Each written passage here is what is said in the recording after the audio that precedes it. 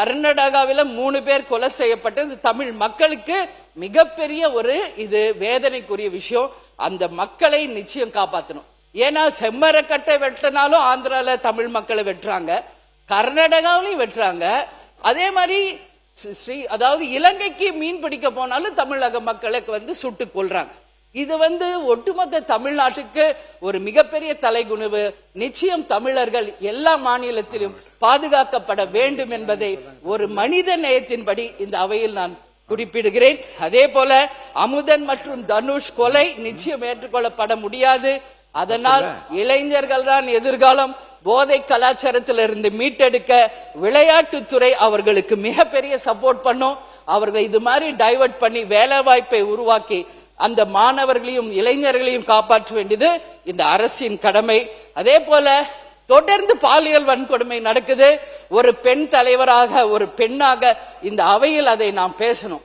இந்த கடந்த 4-5 நாட்களாக திண்டுக்கல், கிருஷ்ணகிரி, மதுரை போல ஒரு 10 இடங்களிலே பாலியல் வன்கொடுமை நடந்திருக்கு. எல்லாரும் பார்த்தா 4 வயசு, 5 வயசு, 6 வயசு பெண் குழந்தைகள். இது எந்த அளவு இது ஒரு கலாச்சார சீர்கழிவு என்பதை மனவேதனையோடு நான் பதிய வைக்கிறேன். இதுக்கு எல்லாமே மாணவர்கள் கொலை, பாலியல் வன்கொடுமை, அத்தனைக்கும் மிக மிக முக்கியமான ரூட் காஸ் என்னன்னா போதை, கஞ்சா போதை, டாஸ்மாக் தான். இது தவிர வேற ஒண்ணு இல்ல. யார் ஒருவர் போதைக்கு அடிமையாகிறாங்களோ மனிதனிலிருந்து மிருகமா மாறிடுறாங்க. அந்த மிருகத்துக்கு எதுவுமே தெரியாது. தாய்க்கும் தாரத்துக்கும் எவன் ஒருவருக்கு வித்தியாசம் தெரியலையோ அவங்க தான் இன்னைக்கு 4 வயசு, 2 வயசு, 9 வயசு குழந்தைகளை பாலியல் வன்கொடுமை செய்யறவங்களுக்கு ஏற்கனவே நான் ஒரு பொதுக்கூட்டத்தில் பேசியிருக்கேன்.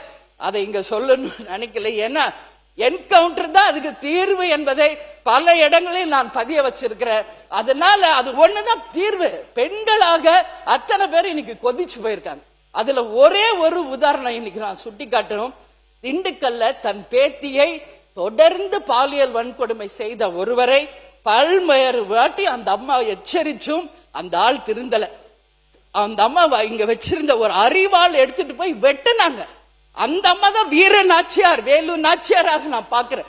புலியவே முரத்தால் அடிச்சு விரட்டின வீர பரம்பரை நம் தமிழ் பெண்கள். அதனால பெண்கள் இந்த பிரச்சனை ரொம்ப சட்டப்பூர்வமாக மிக திறமையான முறையில் மாண்பு முதலமைச்சர் கையாண்டு கொண்டிருக்கிறார்கள். முடிச்சிருங்க.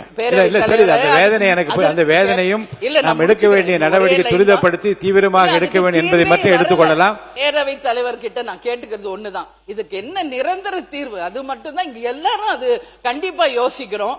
சோ வேற அதுதான் அதுக்கு தீர்வா அப்படின்றத யோசிக்க வேண்டிய ஒரு நிலையில நாம இருக்கிறோம்.